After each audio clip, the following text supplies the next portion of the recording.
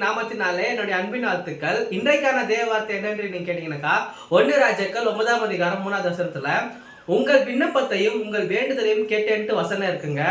என்ன அர்த்தம் நீங்க கேட்டீங்கன்னாக்கா, நீங்க சர்ச்சில் போய் ப்ரேயர் பண்ணிருப்பீங்க, இல்ல நிறைய யூத் மீட்டிங்க்கு அதே போல ப்ரேயர் கொடுத்துக்கெல்லாம் போய் ப்ரேயர் பண்ணிருப்பீங்க.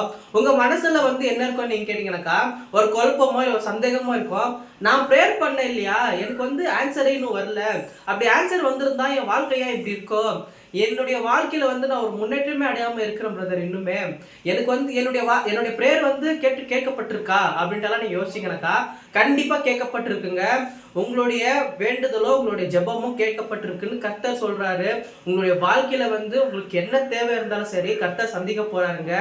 உங்களுடைய ஆரோக்கியத்தையும் சரி உங்களுடைய பொருளாதாரத்தையும் சரி கர்த்தர் ஆசீர்வதிக்க போறாரு.